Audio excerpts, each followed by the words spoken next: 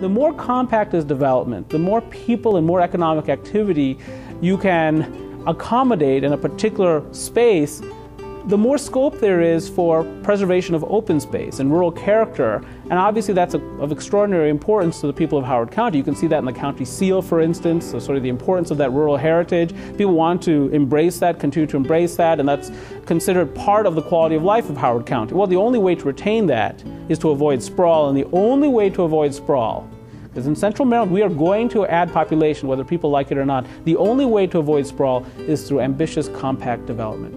I think the plan has the right deployment of open space, of parks and plazas and places for people to be. I think it has appropriate densities. I think the number of housing units, I think it's 5,500 housing units are proposed.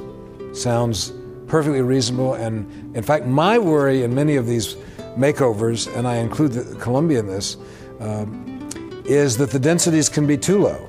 The worst thing from the perspective of contributing to global warming and our collective carbon footprint would be to encourage more sprawl. This development, this proposed plan for downtown Columbia is anti-sprawl and therefore anti-carbon footprint. It's a good thing. One of the wonderful things about Rouse's plan, as you drive around, not just downtown, but as you drive through the villages, you see how successful they've been at preserving much of the landscape. It was planned very much predicated on respecting topography, respecting vegetation, staying away from sensitive areas such as wetlands. People have a tendency to oppose dense or compact development because it'll generate more traffic. It sort of doesn't make more sense. I mean, how is walkability and how are shorter commutes consistent with greater traffic? Clearly they're not.